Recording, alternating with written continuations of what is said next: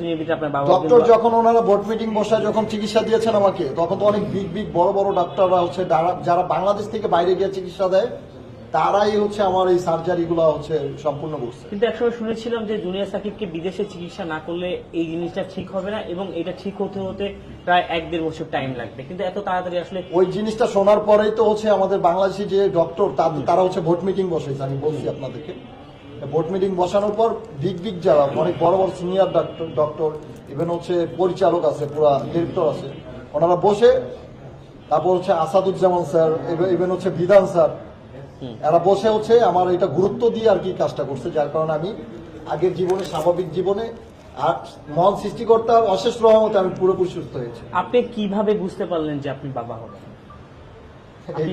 না একদম লিগালি যে কথাটা আপনি কিভাবে এই প্রশ্নের কোনো উত্তর নাই। উত্তর না আপনি কি টেস্ট করাইছেন? আমি তো বুঝতে পারি যে আমি বাবা হতে পারবো, মানে আপনি বুঝতে পারেন। সাকিব ভাই, আপনি মিডিয়াতে একসময় পুরো সোশ্যাল মিডিয়া কাঁপিয়েছেন, বিভিন্ন ধরনের নাটক, শর্ট ফিল্ম, মিউজিক ভিডিও, আবার কাঁপাবো সিনেমাতেও কাজ করেছেন। অনেকেই আপনাকে শাকিব খান, জুনিয়র শাকিব খান নামে চিনি। এখন কি আবার আপনার যে ওয়াইফ, আপনি কি তাকে নিয়ে কাজ করবেন নাকি আশেপাশে যারা অনেক মডেল আছে তাদেরকে নিয়ে কাজ করবেন? ভালো কাজ হলে বাইরে কাজ করবো। ইভেন হচ্ছে যদি আমার ওয়াইফ যদি আমার সাথে ভিডিও করতে ইচ্ছুক থাকে সে করবে, আর যদি বলে যে না আমি বাসায় থাকবো, আমি বাসায় রাখবো, ওকে তো আমি ভালোবাসি, ও যেটা চাইবে সেটাই। আচ্ছা, ভাবির কাছে খারাপ জিনিসটা যেন না হয়, ওইটা যদি নিজের চোখে পড়ে খারাপ কিছু চাচ্ছে, ওইটা তো আমি মানে লাইক করবো না।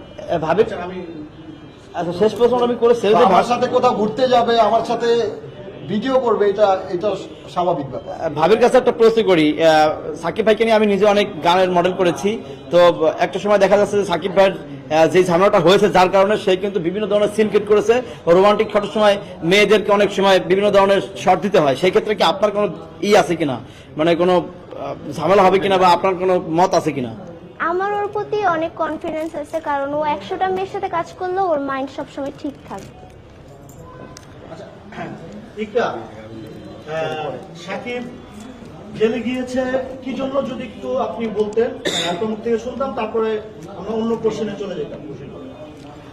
আমাকে বিয়ে করার পর হচ্ছে আমার আম্মু আর শিখা মিলে ওকে হচ্ছে অপহরণ মামলা দেয়, তো এর কারণেই হচ্ছে ও জেল কাটছে। আর আমাকে আম্মু আটকে রাখছিল যে আমি যে বলবো সেটা আমি পারিনি। এখন আপনি সাকিবের কাছে আছেন বা চলে আসছেন, এটা কি আপনার ইচ্ছা আসছেন না আপনার সাকিব আপনাকে জোর করে নিয়ে আসছেন? আমার ইচ্ছে, সম্পূর্ণটাই আমার ইচ্ছা। আপনার ইচ্ছা। আপনাদের বিয়েটা হয়েছিল কয় মাস আগে? 10 মাস। ফেব্রুয়ারি 7 তারিখে। কাবিন আছে। আচ্ছা, আপনার বয়স কত বছর? আপনার বয়স নিয়ে কিন্তু অনেকের একটা দ্বিধা আছে, দ্বন্দ্ব আছে যে আপনি নাকি অল্প বয়সে বিয়ে করেছেন। এই ব্যাপারটা হচ্ছে 18+ বয়স। 18+ বয়স। যদি মামলা করে সেক্ষেত্রে তো মানে কথা বলার সুযোগ আছে আপনার। হচ্ছে মাইনাস করে রাখছে বয়সটাকে। ও হচ্ছে 2000, তুমি বলো। আমি 2005-এ হয়েছি, আর আম্মু হচ্ছে একটা সার্টিফিকেট বানায় যেখানে 2007 দেওয়া, তো ওইটা নিয়ে আম্মু আমাদের সাথে লড়াই করে। ইন্টার ফার্স্ট ইয়ারের পরে আপনারা একটু বয়সটা বিবেচনা করেন যে কত হতে পারে। আচ্ছা, আপনার বিয়ের কাবিন আছে? সাথে আছে। একটু আমাদেরকে দেখাবেন, আপনি যেহেতু আজকে প্রেস মিট করছেন, কাবিনটা দরকার হতে পারে। আর এটা তো তোমার আম্মু বলছে যে এটা একদিনে বানানো, কোর্ট ম্যারেজের পেপারসকে একদিনে বানানো যায়, একদিন একটু অডিয়েন্সদের জানাবো। এই কাবিনটা আপনারা কোথায় করেছেন? কোর্ট কাবিন করেছেন না কাজী অফিসে? কোর্ট ম্যারেজ, কোর্টে। কোর্ট ম্যারেজটা একটু শুনতে চাই, আপনারা কোথায় করেছেন এটা? Court marriage. এটা আপনার সেখানে আমি জেলে যাওয়ার আগে হয়েছে, এটা বিয়ে করার পরে আমাকে যখন জেলে পাঠায় ওইটা